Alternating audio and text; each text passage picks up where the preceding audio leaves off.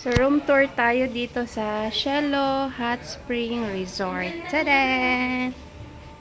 So, ito yung room 1. Ang daming occupied. Pwedeng dalawa. Dito, parang kasya 12. Dalawa per Tapos, meron pa siyang cabinet. Actually, bagong gawa siya. Parang first customer kami. Ayan. Tapos, may sarili din siyang CR. Grabe, ang lawak ng CR nila. Yan. Ganda.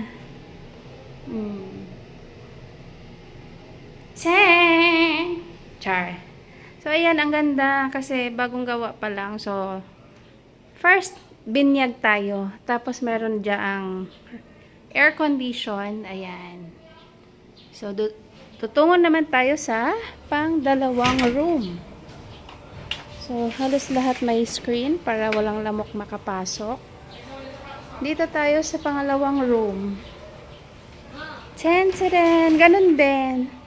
Pero ito, pag ganyan yung style, ganun din. Kasya kayo mga 12.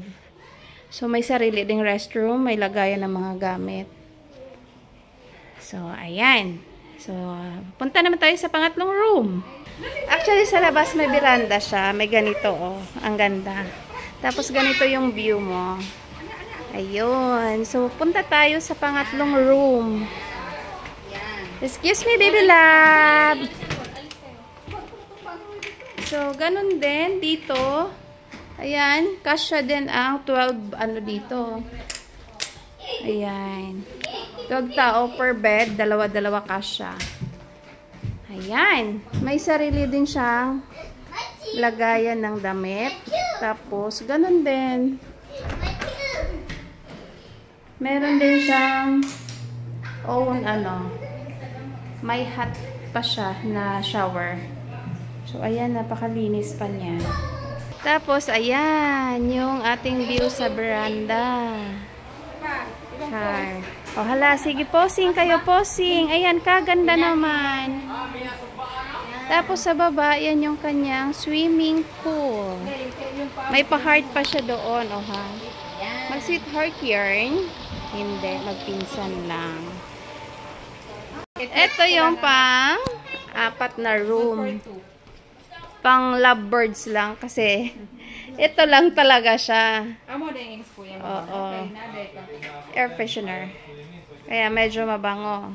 Tapos may sarili din siya syempre yung CR. Ayan. Oh, ha. Tapos yan yung bed niya. So dadako naman tayo sa pang fifth. So ayan ang view natin for the video. Ang ganda ng okay. So, punta tayo sa baba kasi nasa second floor tayo. So, eto yung go down tayo. May room daw sa baba pa isa.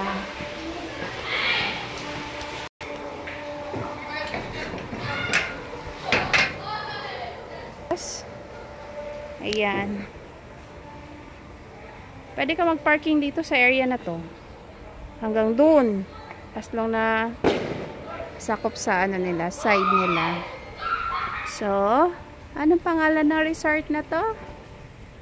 Ayan lang naman siya. Tchan-tcharareng! Bagong gawa siya. Actually, bagong gawa lang siya. So, sabi ng caretaker nila is pang 3 customer daw pa kami simula nung nabuo. Wait, meron ba gamit yan? So, ayan. So, dadako naman tayo dito sa room na nandito sa baba. Actually, ang daming kasya. Kasya mga 50 plus. So, dito, oh, ayan. Ayan. Grabe. Ang laki. May cabinet din siya ganyan. So, yan. Medyo may mabaho pa nga lang na pintura kasi. Ay, bakit hindi mabuksan? Kasi, bago pa lang. Kaya medyo maamoy. So, ayan, yung sarili niyang CR. Ganun din. Ang laki, ang ganda.